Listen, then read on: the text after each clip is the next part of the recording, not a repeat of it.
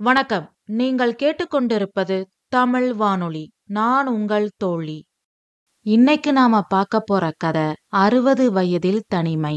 வாங்க கதைய ஆரம்பிக்கலாம்.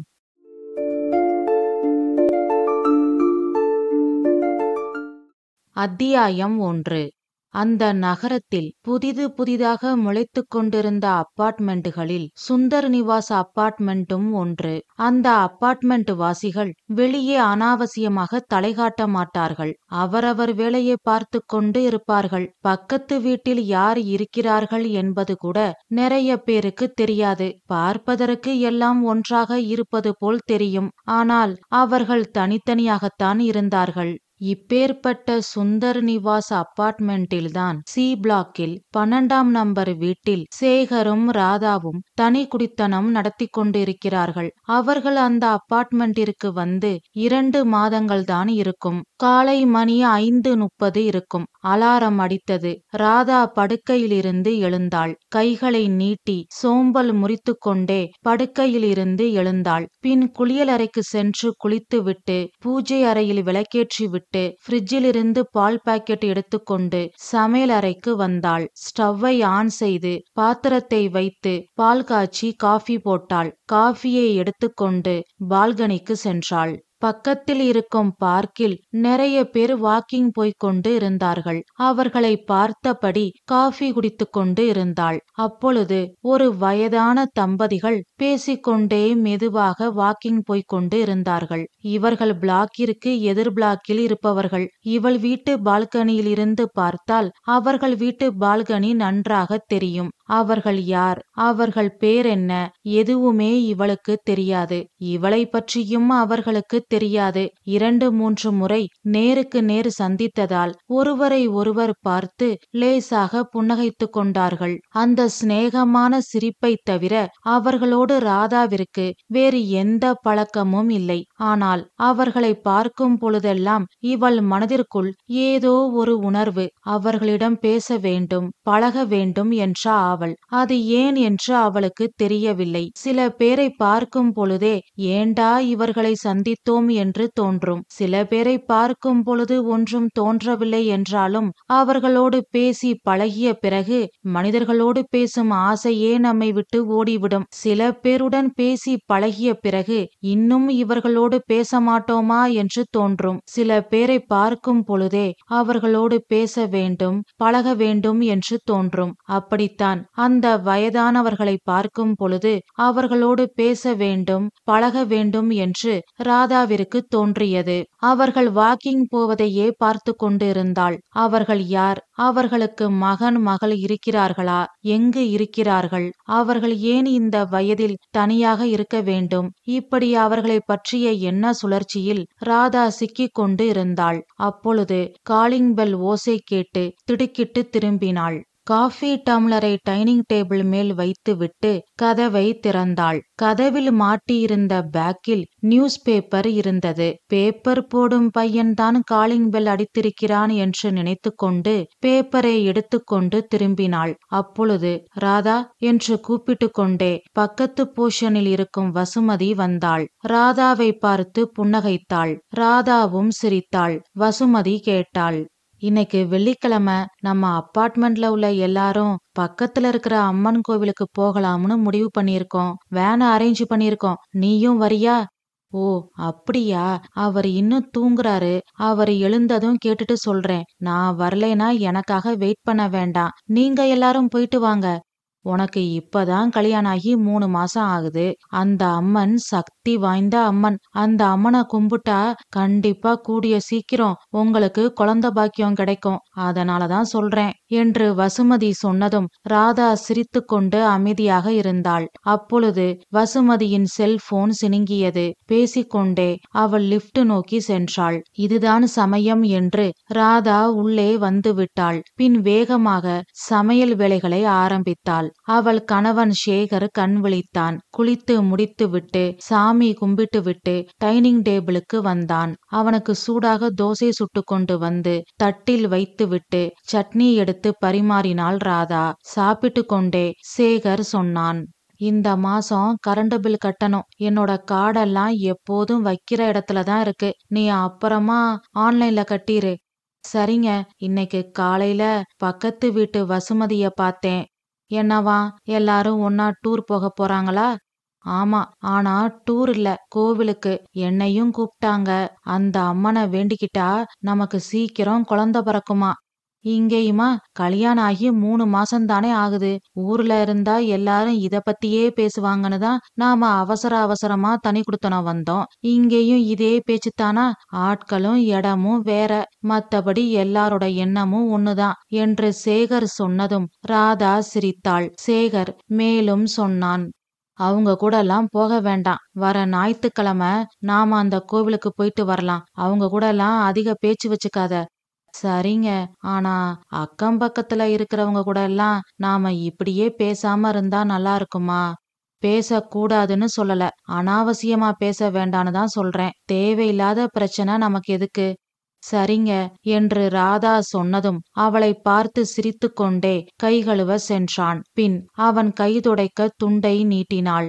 ஆனால் அவன் அவளின் புடவை முந்தானையில் கையை துடைத்துவிட்டு ஆபீஸ் பேக்கை எடுத்தான். ராதா சிரித்துக்கொண்டே சமையலறைக்கு சென்று பேக் பண்ணி வைத்திருந்த லஞ்ச் பேக்கை எடுத்து வந்து அவனிடம் நீட்டினாள். அவன் வாங்கி கொண்டு அவளை பார்த்து சொன்னான், பார்த்து பத்திரமா இருந்துக்கோ, நான் வரேன் என்று சொல்லிவிட்டு கார் சாவியை எடுத்துக்கொண்டு கிளம்பினான். அவனை வழியனுப்பிவிட்டு பின் எஃப்எம்ஐ ஆன் செய்துவிட்டு வீட்டு வேலைகளை பார்க்க ஆரம்பித்தாள். எல்லா வேலைகளையும் முடிக்கவும் மணி 11 ஆகவும் சரியாக இருந்தது. பின் அவளுக்கு பிடித்த எழுத்தாளரின் நாவலை கையில் எடுத்துக்கொண்டு பால்கனியில் உட்கார்ந்தாள். அப்பொழுது அந்த வயதான தம்பதிகளும் பால்கனியில் உட்கார்ந்து ஆளுக்கொரு புத்தகத்தை வைத்து படித்து கொண்டு இருந்தார்கள். எதேச்சியாக அவர்கள் நிமிர்ந்து பார்க்கவும் இவள் புன்னகைத்தாள். அவர்களும் சிரித்துவிட்டு மீண்டும் புத்தகத்திற்குள் மூழ்கிவிட்டார்கள். எப்படியாவது அவர்களுடன் பேசி பழக வேண்டும். அவர்கள் யார்? அவர்கள் பிள்ளைகள் எங்கு இருக்கிறார்கள்? அவர்கள் ஏன் இந்த வயதில் தனியாக இருக்கிறார்கள் என்று தெரிந்து கொள்ள வேண்டும் என்ற எண்ணம் நாளுக்கு நாள் அவள் மனதில் அதிகமாகிக் கொண்டே போனது.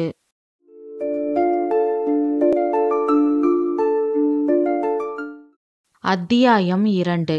நாவலின் இனிமையில் ராதா இந்த பூவுலகத்தையே மறந்து விட்டாள். நாவலின் வரும் கதாபாத்திரங்களுக்கு கற்பனையில் உருவம் கொடுத்து கொண்டு அவர்கள் வாழும் ஊரில் இவளும் கற்பனையில் வாழ்ந்து கொண்டு இருந்தாள். அந்த நாவலை படித்து முடித்த பிறகுதான் அவள் தலையை நிமிர்த்தினாள். அந்த வயதான தம்பதிகள் அங்கு இல்லை. கடிகாரத்தில் மணியை பார்த்தாள். நேரம் மதியம் 1 மணி. சாப்பிட சென்றிருப்பார்கள் என்று நினைத்து கொண்டு உள்ளே வந்தாள். டைனிங் டேபிளில் உட்கார்ந்து டிவி பார்த்து கொண்டே மதிய சாப்பாட்டை சாப்பிட்டாள். கம்ப்யூட்டரை ஆன் செய்து கரண்ட் பில்லை கட்டினாள். பின் மெத்தையில் படுத்துக்கொண்டே சோசியல் மீடியாவில் பொழுதை போக்கினாள். அப்படியே தூங்கிவிட்டாள்.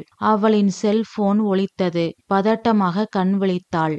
அவளின் அம்மாதான் அழைத்திருந்தாள். அவளுடன் பேசிவிட்டு எழுந்து முகம் கழுவிவிட்டு பால்கனிக்கு வந்தாள். மீண்டும் அந்த வயதான தம்பதிகள் பார்க்கில் உட்கார்ந்து அங்கு விளையாடும் குழந்தைகளை பார்த்து கொண்டு இருந்தார்கள். குழந்தைகளை பார்த்து அவர்கள் ரசித்தார்கள். அவர்களை பார்த்து இவள் ரசித்து கொண்டு இருந்தாள். நேரம் ஓடியது. பின் இரவு உணவை சமைக்க சமையலறைக்கு வந்தாள். சமையல் வேலைகள் முடியவும் அவள் கணவன் சேகர் வரவும் சரியாக இருந்தது. ஆனால் வழக்கத்தை விட பதட்டமாக இருந்தான். என்னாச்சு? ஏன் டென்ஷனா இருக்கீங்க? ஒன்னும் இல்ல, நாளைக்கு ஆபீஸ்ல ஒரு முக்கியமான மீட்டிங். நான் வெளியூருக்கு போகணும். ஓ, அதுக்கு ஏன் இவ்வளவு டென்ஷன் ஆகுறீங்க? இல்ல, நேரமாச்சு, நான் இப்பவே கிளம்பணும். இப்பவே வா? ஆமா, சீக்கிரம் சாப்பாடு எடுத்து வை, ஒரு செட்டு ட்ரெஸ் எடுத்து வை, நான் குளிச்சுட்டு வரேன் என்று சொல்லிவிட்டு குளியலறைக்குள் சென்றான். டைனிங் டேபிளில் சாப்பாட்டை எடுத்து வைத்துவிட்டு டிராவல் பேக் எடுத்து ஒரு செட்டு ட்ரெஸ் எடுத்து வைத்து phone charger, laptop charger, office back என்று அவனுக்கு வேண்டிய அனைத்தையும் எடுத்து வைத்தாள். சேகர் குளித்துவிட்டு வந்தான். வேகமாக கிளம்பினான். சாப்பிட்டு கொண்டே சொன்னான், நாளைக்கு சாயந்தரம் வந்துருவேன். அப்பப்போ போன் பண்றேன். நீயும் எனக்கு போன் பண்ணு. பார்த்து பத்திரமா இருந்துக்கோ. சரிங்க, நீங்க பதட்டப்படாம கிளம்புங்க, பார்த்து பத்திரமா போயிட்டு வாங்க என்று ராதா சொன்னதும் சேகர் சிரித்துக்கொண்டே பேக்கை எடுத்துக்கொண்டு கிளம்பினான்.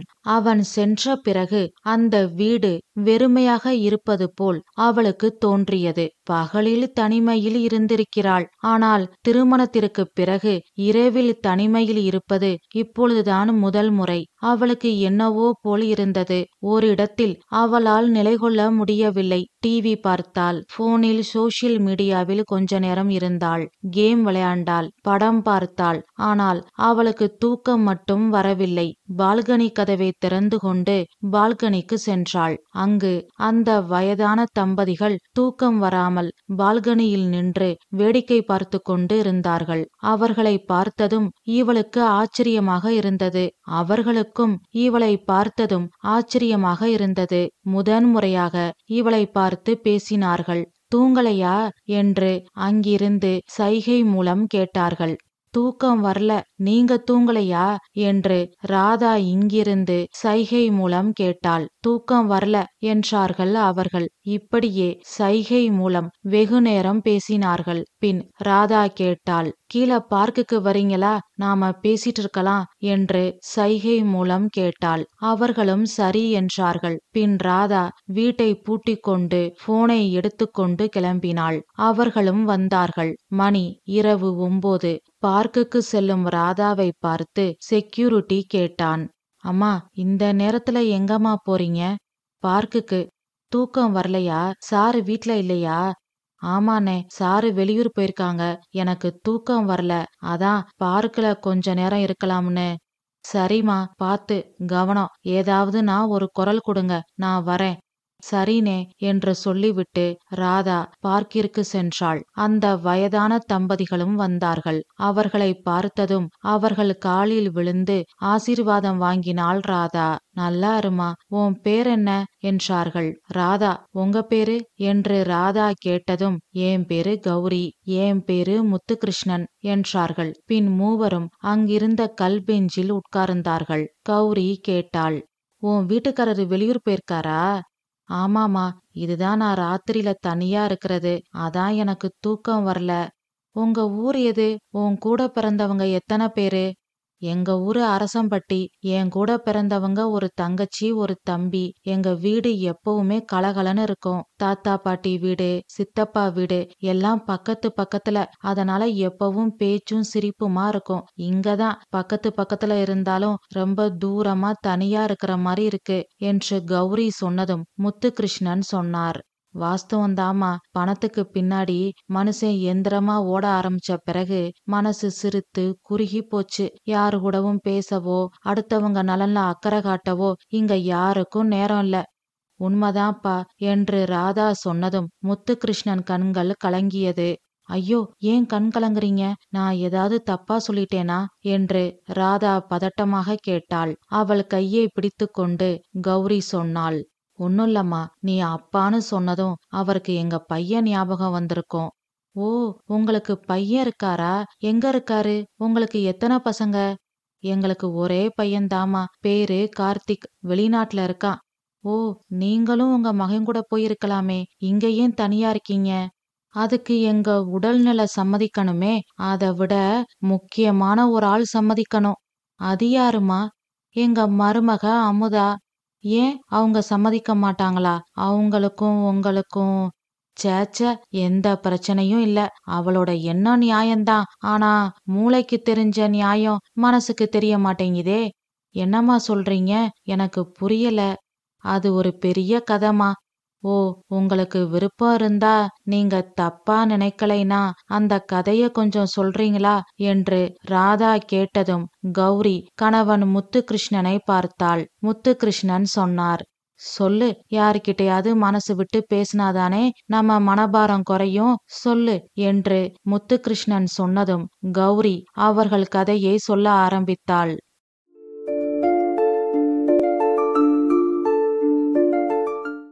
அத்தியாயம் 3.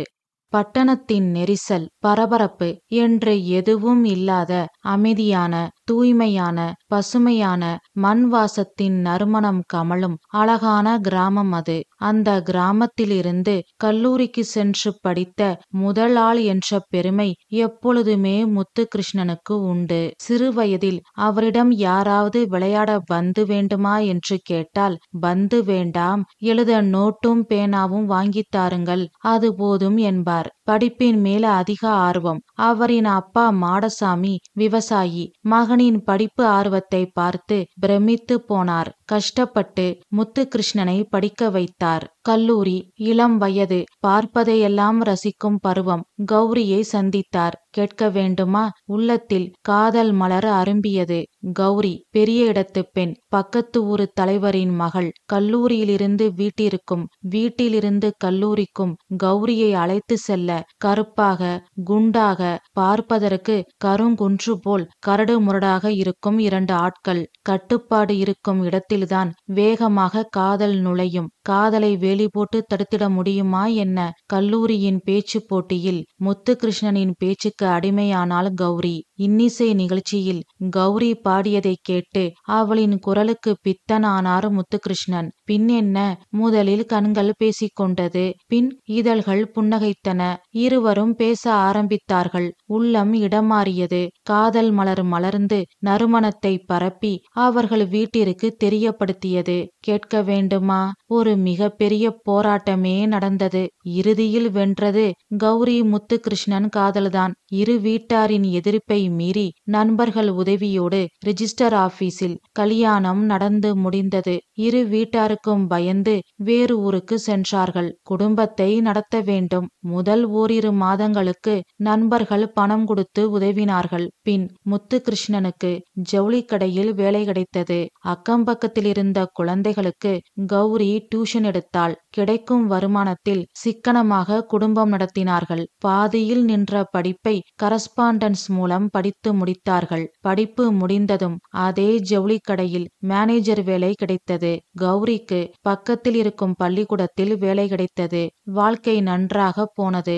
கௌரி கருவுற்றாள். கார்த்திக் பிறந்ததும் கௌரி வேலையை விட்டுவிட்டாள். கார்த்திக் பிறந்த செய்தியை வீட்டில் தயங்கியபடியே பயந்து பயந்து நண்பர்கள் மூலம் தெரியப்படுத்தினார்கள். பிள்ளைகள் மேல் பெற்றோருக்கு கோபம் இருக்கலாம், வெறுப்பு இருக்கலாம். ஆனால் பேரப்பிள்ளைகள் மீது தாத்தா பாட்டிக்கு வெறுப்போ கோபமோ இருந்ததாக வரலாறே இல்லை. இங்கு மட்டும் விதிவிலக்கா என்ன? இரு வீட்டு பெற்றோரும் வந்தார்கள். கார்த்திக்கை கொஞ்சினார்கள். பிரிந்த உறவை புதிய உறவு ஒன்று சேர்த்தது. முத்துகிருஷ்ணனின் கடின உழைப்பால் பெரிய ஜவுளி கடை முதலாளியானார். கார்த்திக் வளர்ந்தான். இரு வீட்டு பெற்றோரும் அடிக்கடி வந்தார்கள். வாழ்க்கை சுமூகமாக போய்கொண்டிருந்தது. எல்லோரும் கௌரவிக்கும்படியான அந்தஸ்து வந்தது. அவரை கண்டு அவர் பெயரை கேட்டு பயப்படுவதற்கும் பக்தி பண்ணுவதற்கும் சிலர் உருவானார்கள். முதலாளி கண்டிப்பானவரு, அவர் வேலைகளை குறைவில்லாம செய்வாரு, மத்தவங்களும் அவரவர் வேலைகளை ஒழுங்கா செய்யணும்னு எதிர்பார்ப்பாரு என்று ஜவுளி கடையில் வேலை பார்ப்பவர்கள் முத்துகிருஷ்ணனை பற்றி இப்படித்தான் பேசிக்கொள்வார்கள். ஜவுளி கடை மூலம் வரும் வருமானத்தை தனது குடும்ப செலவு போக மீதியை சேர்த்து வைக்காமல் உதவி என்று கேட்டு வருவோருக்கு வாரி வாரி வழங்கினார் முத்துகிருஷ்ணன். அதிகாரம், அந்தஸ்து, பணம், புகழ் எல்லாம் வர வர முத்துகிருஷ்ணனின் நடை, உடை, பாவனை மாறியது. ஜவுளி கடையில் வெள்ளை வேஷ்டி வெள்ளை சட்டையில் கம்பீரமாக அவர் உட்கார்ந்திருக்கும் அழகை வர்ணிக்க வார்த்தைகளே இல்லை. சிலவற்றை எல்லாம் சொல்வதை விட நேரில் பார்த்தால்தான் அதன் அழகை நாம் உணர முடியும். அவரை பற்றி அறியாதவர்கள் கூட அவர் எதிரில் வந்தால் யாரோ பெரிய மனிதர் வருகிறார் என்று மரியாதை செலுத்தும் அளவிற்கு அவரின் தோற்றம் மாறியிருந்தது. அவர் காலையில் வீட்டிலிருந்து ஜவுளி கடைக்கு செல்லும் வழியில் குறைந்தது 100 பேராவது அவரை பார்த்து கும்பிடுவார்கள். தெருவில் நின்று வெட்டிக்கதை பேசிக் கொண்டிருப்பவர்கள் எல்லாம் இவரை பார்த்ததும் அமைதியாக அங்கிருந்து நழுவி அவரவர் வேலைகளை பார்க்க சென்று விடுவார்கள். இப்படியெல்லாம் செய்ய வேண்டும் என்று முத்துகிருஷ்ணன் சொன்னதும் இல்லை, எதிர்பார்க்கவும் இல்லை. இப்படியெல்லாம் மற்றவர்கள் நடந்து கொள்ளவில்லை என்றாலும் அவர் கோபப்படவும் மாட்டார், குறையும் சொல்ல மாட்டார். ஆனால் சிலரிடம் நம்மையும் அறியாமல் ஒரு மரியாதையும் பக்தியும் தோன்றும். அப்படித்தான் அந்த ஊர் மக்களுக்கு முத்துகிருஷ்ணன் மேல் தோன்றியது. காலங்கள் ஓடியது. முத்துகிருஷ்ணன், கௌரியின் பெற்றோர்கள் ஒருவர் பின் ஒருவராக இறைவனடி சேர்ந்தார்கள். கார்த்திக் வளர்ந்தான். அவனை நன்றாக படிக்க வைத்தார்கள். கல்லூரி படிப்பை முடித்தான். ஜவுளி கடையை அப்பாவோடு சேர்ந்து பார்த்து கொண்டான். அப்பொழுதுதான் விதி அதன் வேலையை காட்ட ஆரம்பித்தது.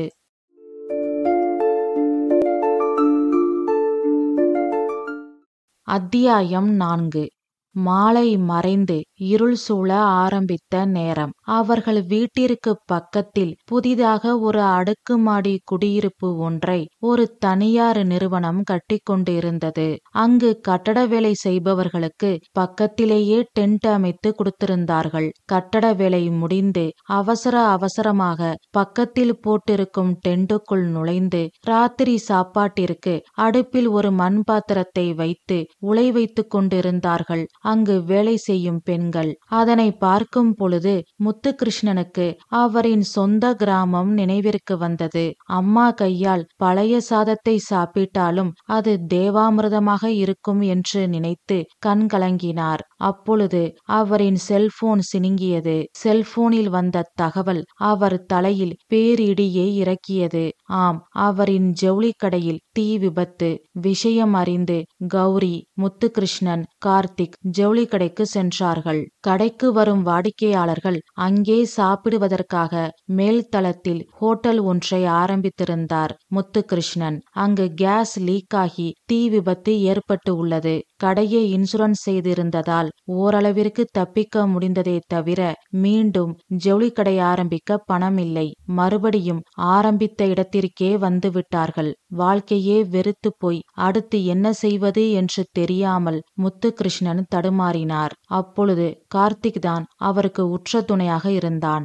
அப்பா, கவலைப்படாதீங்க, என் ஃப்ரெண்டு எனக்கு ஒரு வேலைக்கு ஏற்பாடு பண்ணியிருக்கான். நாளைக்கு நான் அங்க போய் பாக்குறேன் என்று கார்த்திக் சொன்னதும் முத்துகிருஷ்ணன் வாய்விட்டு கதறி அழுதார். அதனை பார்த்து கௌரியும் அழுதாள். முத்துகிருஷ்ணன் சொன்னார், முதலாளியா இருக்க வேண்டியவன் இப்படி தொழிலாளியா போக வேண்டிய சூழ்நிலை வந்துருச்சே. எல்லாம் என்னாலதான். நான் மட்டும் கொஞ்சம் காசை சேர்த்து வச்சிருந்தா இன்னைக்கு நமக்கு இந்த நிலைமை வந்திருக்காது. உங்க மேல எந்த தப்பும் இல்லப்பா. தர்மம் தலை காக்கும். அதனாலதான் இவ்வளவு பெரிய சேதத்திலையும் யாருக்கும் எந்த ஆபத்தும் இல்ல, நமக்கும் எந்த கடனும் இல்ல. இனி நாம வாழணும், அதுக்கு பணம் வேணும், அவ்வளவுதானே.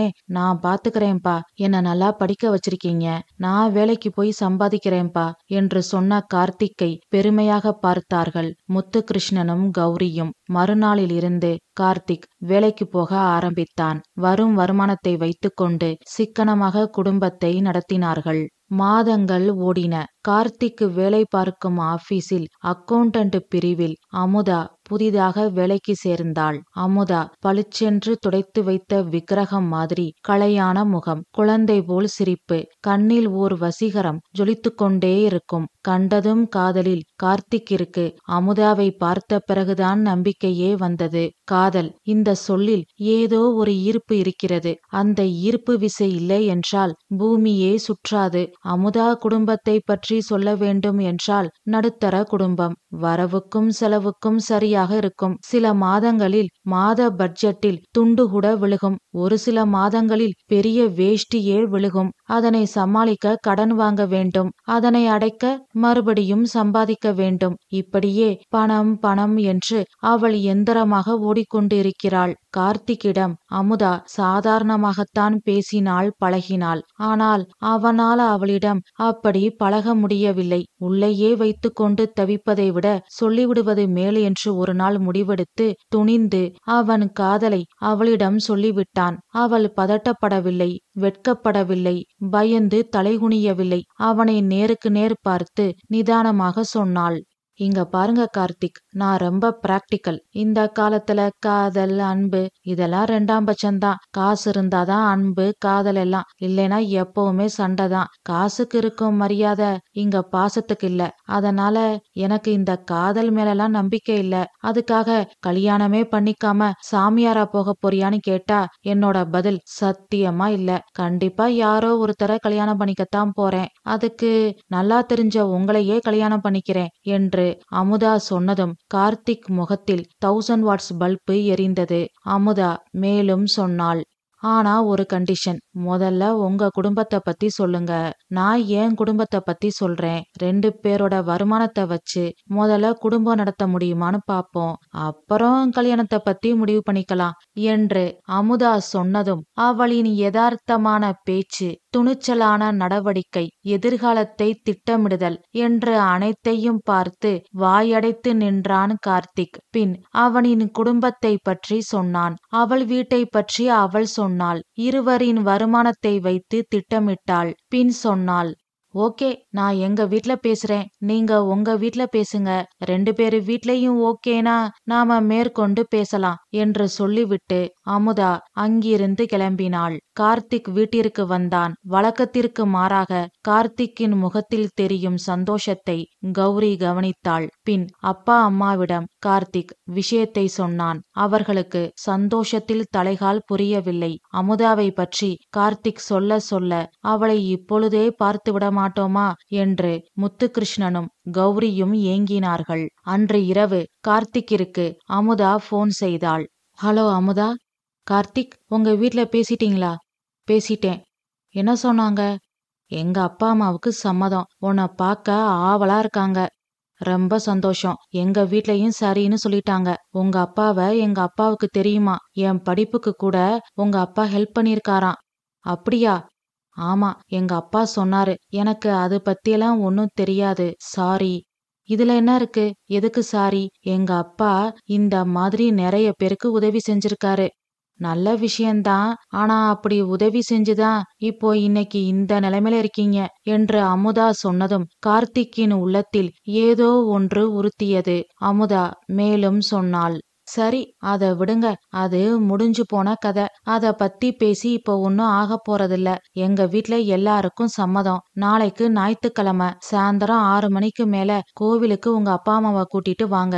நாங்களும் வரோம். அங்க பார்த்து பேசிக்கலாம். சரி, ஓகே. உங்க வீட்ல எல்லாருக்கும் சம்மதம். உனக்கு சம்மதமா? சம்மதம் இல்லைன்னா போன் பண்ணி பேசுவனா என்று கேட்டுவிட்டு போனை வைத்து விட்டாள் அமுதா. கார்த்திக் சிரித்துக்கொண்டே போனில் இருக்கும் அமுதாவின் வால்பேப்பரை பார்த்து கொண்டு இருந்தான். பின் அப்பா அம்மாவிடம் விஷயத்தை சொன்னான்.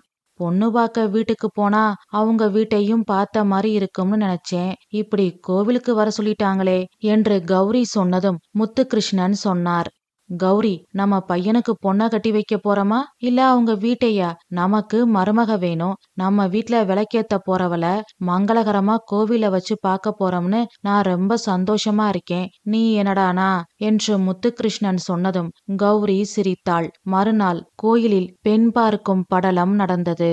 வீட்டில் பெண் பார்க்கும் நிகழ்ச்சி வைத்தால் பஜ்ஜி, ஸ்வீட் என்று நிறைய செலவாகும் என்பதால் கோயிலில் சிக்கனமாக ஏற்பாடு செய்திருக்கிறாள் அமுதா என்று தெரிந்ததும் கௌரிக்கு ஒரு மாதிரியாக இருந்தது. சிக்கனமாக இருக்க வேண்டியதுதான், அதற்காக இப்படியா என்ற எண்ணம் அவள் மனதில் தோன்ற ஆரம்பித்தது. ஆனால் முத்துகிருஷ்ணன் மருமகளின் சாமர்த்தியத்தை நினைத்து பூரித்து போயிருந்தார். பின்னென்ன, இரு வீட்டார் சம்மதப்படி திருமண தேதி குறிக்கப்பட்டது. குறித்த தேதியில் கார்த்திக் அமுதா கல்யாணம் மிகவும் எளிமையாக ரிஜிஸ்டர் ஆபீஸில் நடந்தது. தங்கள் கல்யாணம்தான் பெற்றோருக்கு பயந்து ரிஜிஸ்டர் ஆபீஸில் நடந்தது. தங்கள் ஒரே மகன் கல்யாணத்தை ஊரே மெச்சும் அளவிற்கு சீரும் சிறப்புமாக நடத்த வேண்டும் என்று முத்துகிருஷ்ணனும் கௌரியும் கனவு கோட்டையை கட்டி வைத்திருந்தார்கள். சிக்கனம் என்ற புல்டவுசரை கொண்டு அந்த கனவு கோட்டையை தகர்த்து எறிந்து விட்டாள் அமுதா.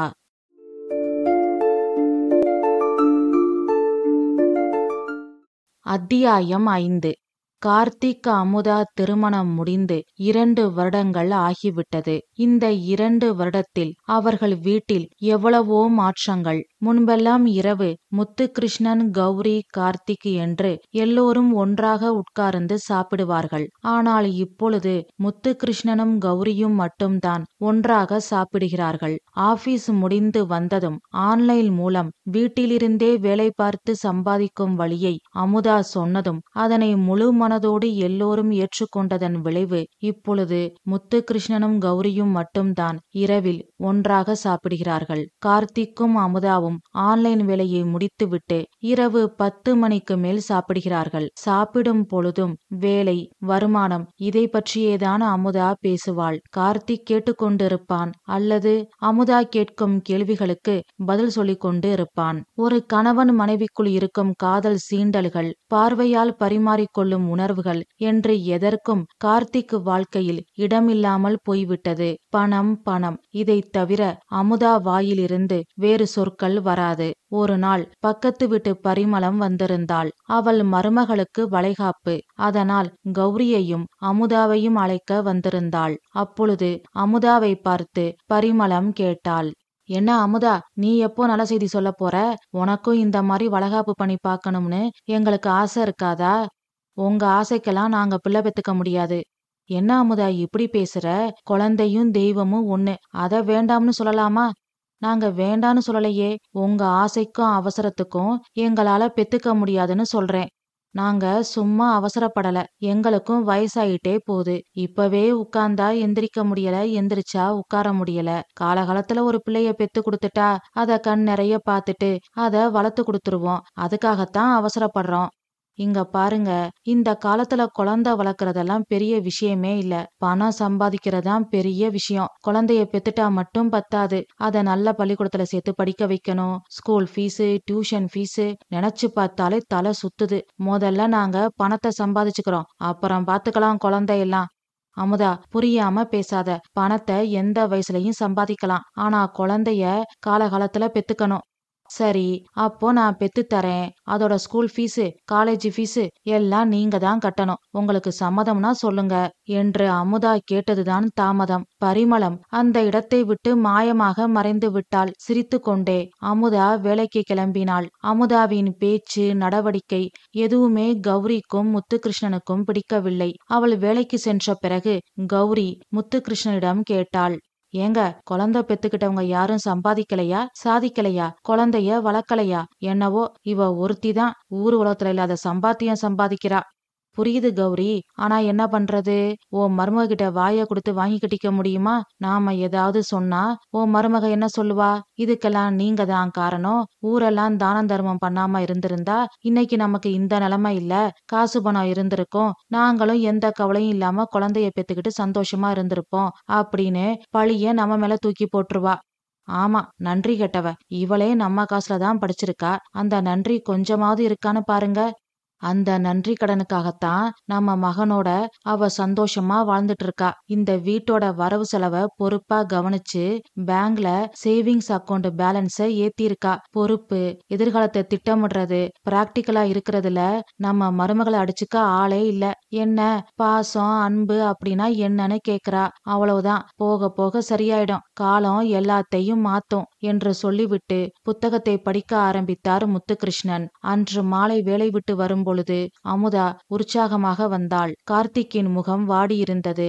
ஏதோ பிடிக்காத ஒன்று நடந்திருக்கிறது என்று கௌரியும் முத்துகிருஷ்ணனும் புரிந்து கொண்டார்கள். கார்த்திக்கிடம் விசாரித்தார்கள். அமுதா சொன்னாள், மாமா, எங்களுக்கு வெளிநாட்டுல வேலை பார்க்க வாய்ப்பு வந்திருக்கு. 5 வருஷம்தான். நாம செட்டில்டு. நாம பழைய நிலைமைக்கு வந்துடலாம். இங்க பல வருஷம் கஷ்டப்படுறத அங்க 5 வருஷம் கஷ்டப்பட்டா போதும். நம்ம வாழ்க்கை பழையபடி இருக்கும் என்று அமுதா சொன்னதும் கௌரியும் முத்துகிருஷ்ணனும் ஒருவரை ஒருவர் பார்த்து கொண்டார்கள். கௌரி சொன்னாள், அம்மாடி அமுதா, நீ சொல்றது நியாயம்தான். ஆனா உங்களை பிரிஞ்சிருக்க எங்களால முடியாது.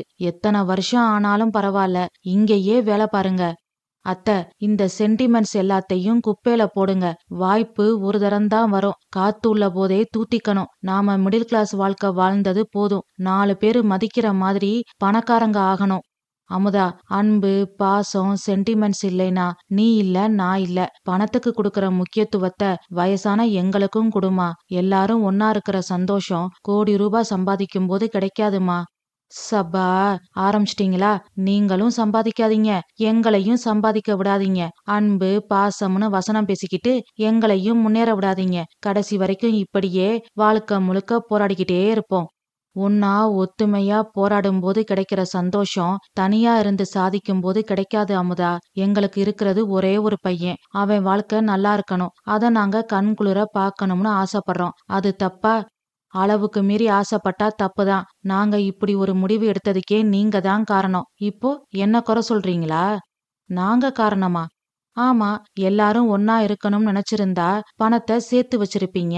நமக்கு இருக்கிறது ஒரே பையன், அவன் வாழ்க்கை நல்லா இருக்கணும்னு இப்ப இருக்கிற அக்கறை அன்னைக்கு இருந்திருந்தா ஊருக்கெல்லாம் வாரி வாரி வழங்காம பணத்தை சேர்த்து வச்சிருந்தா நாங்க ஏன் வெளிநாட்டுக்கு போக போறோம்? நன்றி இல்லாம பேசாத அமுதா. நீ சம்பாதிக்கிறதுக்கு காரணம் உன் படிப்பு. அந்த படிப்ப நீ படிக்க காரணம் என் புருஷன். அந்த நன்றி கொஞ்சமாவது இருக்கா உனக்கு என்று கௌரி கேட்டதும் முத்துகிருஷ்ணன் சொன்னார். கௌரி, செஞ்சத சொல்லி காட்டக்கூடாது, அதுக்கு செய்யாமலே இருக்கலாம். சொல்லி காட்டல, இவளுக்கு ஞாபகப்படுத்துறேன். எப்ப பாரு பணம் பணம்னு.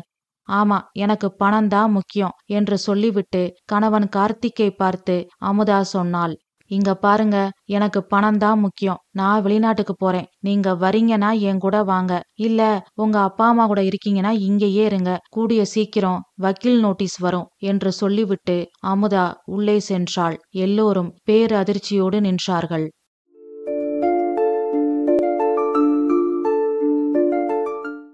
அத்தியாயம் 6.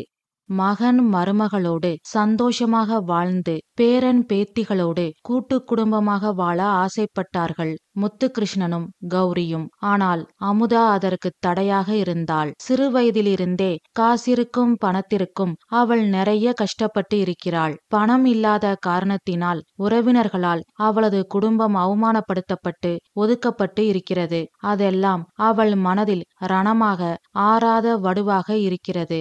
அவளை பொறுத்த வரைக்கும் பணம்தான் எல்லாம். பணம் இருந்தால் போதும், எதையும் வாங்கிவிடலாம் என்று நினைக்கிறாள். அவளின் எண்ணத்தில் தவறில்லை. ஆனால் பணம் கொடுத்தாலும் கிடைக்காத விஷயங்கள் உலகத்தில் எவ்வளவோ இருக்கிறது. அதையெல்லாம் சொல்லி புரிய வைக்க முடியாது, அனுபவித்துதான் புரிந்து கொள்ள முடியும். மகன் நம்மோடு ஒன்றாக இல்லை என்றாலும் பரவாயில்லை, மருமகளோடு சந்தோஷமாக ஒத்துமையாக இருந்தால் சரி என்று கார்த்திக்கையும் அமுதாவையும் வெளிநாட்டிற்கு அனுப்பி வைத்தார்கள் முத்துகிருஷ்ணனும் கௌரியும். கார்த்திக் அமுதா வெளிநாடு சென்று 4 வருடங்கள் ஆகிவிட்டது. பணம் நிறைய சம்பாதித்தார்கள். இந்த அபார்ட்மெண்டில் ஒரு பிளாட்டை வாங்கி முத்துகிருஷ்ணனையும் கௌரியையும் தங்க வைத்தார்கள். கிரக பிரவேசத்தை வீடியோ கால் மூலம் பார்த்தார்கள். அமுதா ஆசைப்படி மிடில் கிளாஸில் இருந்து பணக்காரர்கள் ஆகிவிட்டார்கள். கார்த்திக் அமுதாவிற்கு ஒரு ஆண் குழந்தையும் பிறந்து விட்டது. மகன் மருமகள் பேரக்குழந்தை என்று அனைவரையும் வீடியோ காலில் பார்த்து பேசி சந்தோஷப்பட்டு கொண்டார்கள் முத்துகிருஷ்ணனும் கௌரியும். கார்த்திக் அமுதா திரும்பி வரும் நாளை எதிர்பார்த்து காத்திருந்தார்கள். அந்த நாளும் வந்தது. கார்த்திக் மனைவி குழந்தையை அழைத்து கொண்டு தாயகம் திரும்பினான். அவர்களின் வரவை திருவிழா போல் கொண்டாடினார்கள் முத்துகிருஷ்ணனும் கௌரியும். இனி எல்லோரும் ஒன்றாக இருக்கலாம் என்று சந்தோஷப்பட்டு கொண்டு இருக்கையில் அமுதா தலையில் பெரிய இடியை இறக்கினாள். நாங்க 1 மாசம் லீவ்ல தான் வந்திருக்கோம். எங்களுக்கு தொடர்ந்து அங்க வேலை இருக்கு. நாங்க அங்கேயே இருக்கலாம்னு பாக்குறோம். அம்மாடி அமுதா, பணம் சம்பாதிக்கணும், பணக்காரர் ஆகணும் அப்படின்னு சொன்ன. சரின்னு உங்களை வெளிநாட்டுக்கு அனுப்பி வச்சோம். இப்பதான் தேவைக்கு அதிகமாவே நம்ம கிட்ட பணம் இருக்கே. அப்புறம் என்ன, இங்க சொந்தமா தொழில் ஆரம்பிச்சுக்கிட்டு எல்லாரும் ஒன்னா இருக்கலாமே. இல்ல அத்த, இப்போ நாங்க சம்பாதிச்ச பணம் நாம வாழ போதும். ஆனா என் பையன் அவன் பையன்னு குறைஞ்சது 2 தலைமுறைக்காவது சொத்து சேர்த்து வைக்கணும். அப்பதான் நாங்க பட்ட கஷ்டத்தை எங்க வாரிசுங்க படமாட்டாங்க. அதனால நாங்க ஏற்கனவே முடிவு பண்ணிட்டோம். இன்னும் 1 மாசத்துல நாங்க கிளம்பிருவோம். அமுதா, அத்தை, வயசான காலத்துல ஏன் டென்ஷன் ஆகுறீங்க? உங்களுக்கு நாங்க என்ன குறை வச்சிருக்கோம்? நல்ல வீடு, எல்லாத்துக்கும் வேலைக்கு ஆளு, தினமும் நாங்க வீடியோ கால்ல பேசுறோம். அப்புறம் என்ன, உங்களுக்கு என்ன பிரச்சனை? பேசாம கடைசி காலத்தை அமைதியா என்ஜாய் பண்ணி வாழுங்க. நீங்க அங்க, நாங்க இங்க, இதுல எங்க என்ஜாய் பண்ணி வாழ்றது? அத்தை ப்ளீஸ் இந்த டாபிக்க விட்டுருங்க. நாங்க முடிவெடுத்தாச்சு. இதுல 2 நல்லது இருக்கு. ஒண்ணு, இன்னும் பணம் சம்பாதிச்சு என் பசங்களுக்கு பேரப்பிள்ளைகளுக்கு சேர்த்து வைக்க முடியும். அடுத்து நாம ஒன்னா பக்கத்திலேயே இருந்தா அடிக்கடி சண்டை வரும். இதுனா நமக்குள்ள சண்டையே வராது. இதத்தான் தூரத்து பச்சை கண்ணுக்கு குளிர்ச்சின்னு சொல்லுவாங்க என்று சொல்லிவிட்டு அமுதா உள்ளே சென்றாள். முத்துகிருஷ்ணனும் கௌரியும் மகன் கார்த்திக்கை ஏக்கத்தோடு பார்த்தார்கள். கார்த்திக் சொன்னான், நான் முடியாதுன்னு மறுத்து பேசுனா டிவோர்ஸ்னு ஆரம்பிச்சிருவா. நீங்க சொல்லுங்க, அவளை டிவோர்ஸ் பண்ணட்டுமா? அப்படி பண்ணிட்டா என் பையன் அவ கூட தான் இருப்பான், நான் உங்க கூட இருப்பேன். இது நமக்கு சந்தோஷமா இருக்குமா என்று கார்த்திக் சொன்னதும் முத்துகிருஷ்ணனும் கௌரியும் கண் கலங்கினார்கள். முத்துகிருஷ்ணன் சொன்னார், வேண்டாப்பா, நீ உன் பொண்டாட்டி பிள்ளையோட சந்தோஷமா இரு. தினமும் வீடியோ கால்ல மட்டும் தவறாம பேசிருப்பா. அதுக்கும் உன் பொண்டாட்டி ஏதாவது சொல்லி தடுத்துறாம பாத்துக்க என்று சொல்லிவிட்டு மேற்கொண்டு பேச முடியாமல் உள்ளே சென்று விட்டார். கௌரி அழுது கொண்டே இருந்தாள். பின் 1 மாதம் கழித்து மீண்டும் கார்த்திக்கும் அமுதாவும் குழந்தையோடு வெளிநாட்டிற்கு சென்று விட்டார்கள். இப்பொழுது அவர்கள் வெளிநாட்டிற்கு சென்று 10 ஆண்டுகள் ஆகப் போகிறது. இதுதான் முத்துகிருஷ்ணன் கௌரியின் கதை. இதனை ராதாவிடம் சொல்லி முடித்தார்கள். ராதா கண்கள் கலங்கியிருந்தது. கௌரி சொன்னாள், நீ ஏமா அழுகுற? வருத்தப்படாத. எங்க 2 பேருக்கும் ஒரே வயசுதான். 60 வயசுல நாங்க தனிமையில இருக்கணும்னு இருக்கு. என்ன பண்றது? எல்லாம் விதி. உங்க பையனால உங்க மருமகளுக்கு புரிய வைக்க முடியலையா என்று ராதா கேட்டதும் முத்துகிருஷ்ணன் சொன்னார், அவன் பாவமா, அவனும் எங்கள மாதிரி பாசத்துலதான் பேசாம இருக்கான். அவன் பையன் மேல உயிரே வச்சிருக்கான். இவன் ஏதாவது சொல்ல போய் அமுதா பையனோட தனியா போயிட்டா அதுக்கு பயந்துதான் அவன் பேசாம இருக்கான். ஒவ்வொரு முறை அவன் இங்க வந்துட்டு போகும்போதெல்லாம் பிரிய மனசில்லாமத்தான் போவான். அத பார்த்து பார்த்து நாங்க அழுகாத நாள் இல்ல என்று முத்துகிருஷ்ணன் சொன்னதும் கௌரி சொன்னாள், ஆமாமா, நாங்க என் பையன் மருமக பேரன் பேத்தின்னு எல்லாரும் ஒன்னா இருக்கலாம்னு ஆசைப்பட்டோம். ஆனா நிராசையா போயிடுச்சு. பணம் பணம்னு இப்படி ஆளுக்கு ஒரு பக்கம் பிரிஞ்சிருக்கிறத பார்க்கும்போது இந்த வசதி வாய்ப்புக்கெல்லாம் அர்த்தம் இல்லைன்னு தோணுது. இந்த உண்மை ஒரு நாள் அமுதாவுக்கும் புரிய வரும். அந்த நாளுக்காக காத்திருக்கோம். கவலைப்படாதீங்கம்மா, கூடிய சீக்கிரம் கண்டிப்பா அந்த நாள் வரும். நீங்க ஏன் உங்க பையனோட அங்க போய் இருக்க கூடாது? இருக்கலாம். முதல்ல எங்க உடம்பு ஒத்துழைக்கல. அடுத்து எப்போ என் மருமக அமுதா தூரத்து பச்சை கண்ணுக்கு குளிர்ச்சின்னு சொல்லிட்டாலோ அவளோட அவ வீட்ல இருக்க என் மனசு சம்மதிக்கல. அது மட்டும் இல்ல, நாங்க அங்க வரோம்னு சொன்னா அதுக்கு அவ என்ன பிரச்சனை பண்ணுவாளோ? எதுக்கு இந்த வீண் மனஸ்தாபம்? அதான் நாங்க இங்கேயே இருந்துட்டோம். சரி, இவ்வளவு நேரம் ஏன் தூங்காம இருக்கீங்க என்று ராதா கேட்டதும் முத்துகிருஷ்ணன் சொன்னார், வெளிநாட்டுல இப்பதானே பகலு 11 மணிக்கு என் மகன் மருமக பேரன் எல்லாரும் வீடியோ கால்ல வருவாங்க. அதுக்காகத்தான் தூங்காம காத்திருக்கோம். அச்சச்சோ, அதுக்காக வயசான காலத்துல தூங்காம இருக்கலாமா? நேரத்துக்கு சாப்பிட்டு நேரத்துக்கு தூங்க வேண்டாமா? என்னம்மா சாப்பாடு தூக்கம்? என் மகனையும் பேரனையும் பார்க்கறதுல இருக்கிற சந்தோஷம் வேற எதுல இருக்கு என்று சொல்லிக்கொண்டே கடிகாரத்தை பார்த்தார் முத்துகிருஷ்ணன். பின் கௌரியை பார்த்து சொன்னார், கௌரி, மணி 10:30 ஆயிடுச்சு. வா, நெட்டெல்லாம் கனெக்ட் பண்ணி ரெடியா இருக்கலாம் என்று சொல்லிக்கொண்டே முத்துகிருஷ்ணன் எழுந்தார். கௌரி எழுந்து ராதாவை பார்த்து சொன்னாள், நாங்க வரோம். உன்கிட்ட எங்க மனசுல இருந்ததெல்லாம் பேசினது எங்களுக்கு கொஞ்சம் ஆறுதலா இருக்கு. ரொம்ப நன்றிமா. ஐயோ, இதுக்கு எதுக்குமா தேங்க்ஸ் எல்லாம்? உறவுகளோட உணர்வுகளை எனக்கு புரிய வச்சதுக்கு உங்களுக்கு நான் தாமா தேங்க்ஸ் சொல்லணும். சரிம்மா, நேரம் கிடைக்கும் போது வீட்டுக்கு வாமா என்று சொல்லிவிட்டு கௌரியும் முத்துகிருஷ்ணனும் அங்கிருந்து கிளம்பினார்கள். அவர்கள் செல்வதையே பார்த்து கொண்டிருந்தாள் ராதா. பின் அவள் வீட்டிற்கு வந்தாள். இரவெல்லாம் அவளுக்கு உறக்கமே வரவில்லை. மற்றவருக்கு வெளிச்சம் தருவதற்காக மெழுகுவர்த்தி தன்னைத்தானே உருக்கிக் கொள்கிறது. அதுபோல் பிள்ளைகளின் நலனுக்காக பெற்றோர்கள் தங்கள் வாழ்க்கையே அர்ப்பணிக்கிறார்கள். ஊதியம் வாங்காமல் பிள்ளைகளுக்காக உழைக்கும் உன்னத ஊழியர்கள் பெற்றோர்கள்தான். அப்பேற்பட்ட பெற்றோரை நாம் கடைசி வரை கைவிடாமல் பார்த்து கொள்ள வேண்டும் என்ற எண்ணங்கள் ராதாவின் மனதில் தோன்றியது. அவர்களின் நினைவில் அப்படியே உறங்கிப் போனாள் ராதா. மறுநாள் காலையில் எப்பொழுதும் போல் பால்கனி வழியே வேடிக்கை பார்த்து கொண்டே காஃபி குடித்து கொண்டிருந்தாள். முத்துகிருஷ்ணனும் கௌரியும் வழக்கம் போல் வாக்கிங் போய்க் கொண்டு இருந்தார்கள். கௌரிக்கு லோ சுகர். அதனால் கையில் எப்பொழுதும் பிஸ்கட் பாக்கெட் வைத்திருப்பாள். அன்றும் அப்படித்தான். கையில் பிஸ்கட் பாக்கெட் வைத்திருந்தாள். அந்த பார்க்கிற்குள் அன்று புதிதாக ஒரு நாய்க்குட்டி நுழைந்து விட்டது. அது அவர்களை சுற்றி சுற்றி வந்து கொண்டே இருந்தது. அவர்களிடம் வாலாட்டி கொண்டே நின்றது. அவர்கள் காலில் முகத்தை வைத்து உரசியது. அதையே தாய் என்னும் கோரிக்கையாக ஏற்றுக்கொண்டு கௌரி ஒரு பிஸ்கட்டை அந்த குட்டி நாயின் பக்கமாக வீசினாள். அது காலை தூக்கி கொண்டு நடந்து பிஸ்கட்டை கவ்விக்கொண்டது. மீண்டும் அவர்களிடம் வாலாட்டி கொண்டே நின்றது. அவர்கள் காலில் முகத்தை வைத்து உரசியது. சிரித்து கொண்டே முத்துகிருஷ்ணன் கௌரி கையில் இருந்த பிஸ்கட் பாக்கெட்டிலிருந்து மற்றொரு பிஸ்கட்டை விட்டெறிந்தார். அந்த நாய் அதை அழகாக கவ்விக்கொண்டது. இப்படியே கௌரியும் முத்துகிருஷ்ணனும் நாயின் பக்கம் பிஸ்கட்டை வீசினார்கள். அருகாகவும் தூரத்தில் விழும்படியும் உயரமாகவும் விட்டெறிந்தார்கள். அந்த நாய் குறி தவறாது பிஸ்கட்டை கவ்வி பிடித்தது. அதன் செயல் அவர்களுக்கு வேடிக்கையாக இருந்தது. நாயின் வேகமும் பிஸ்கட்டை கவ்வும் நேர்த்தியும் அவர்களுக்கு நல்ல தமாஷாக இருந்தது. இருவரும் மனம் விட்டு உற்சாகமாக கலகலவென்று சிரித்தார்கள். அவர்களது தனிமை வேதனையை, வெறுமை உணர்வை அவர்கள் அப்பொழுது மறந்திருந்தார்கள். முத்துகிருஷ்ணனும் கௌரியும் திடீர் என்று ஒருவரை ஒருவர் பார்த்து கொண்டார்கள். நாயை பார்த்தார்கள். அது இவர்களுக்கு பக்கத்தில் வாலாட்டியபடியே நின்று கொண்டிருந்தது. இருவரும் பார்வையாலேயே ஏதோ பேசிக்கொண்டார்கள். பின் அந்த நாயை தூக்கி கொண்டு அவர்களின் காரை நோக்கி சென்றார்கள். ராதாவிற்கு புரிந்துவிட்டது. 60 வயதில் அவர்கள் அனுபவிக்கும் தனிமை துயரை போக்க அந்த நாயை வளர்க்கப் போகிறார்கள். அதற்காக அதனை கால்நடை மருத்துவரிடம் அழைத்து செல்கிறார்கள் என்று ராதாவிற்கு புரிந்துவிட்டது. கதை முடிவுற்றது. இந்த கதை நான் எழுதின கதை. இந்த கதை உங்களுக்கு பிடிச்சிருந்தா லைக் பண்ணுங்க, ஷேர் பண்ணுங்க, கமெண்ட் பண்ணுங்க. நம்ம தமிழ் வானொலி சேனலை சப்ஸ்கிரைப் பண்ணாதவங்க சப்ஸ்கிரைப் பண்ணுங்க. மீண்டும் அடுத்த கதையில் சந்திப்போம். நன்றி, வணக்கம்.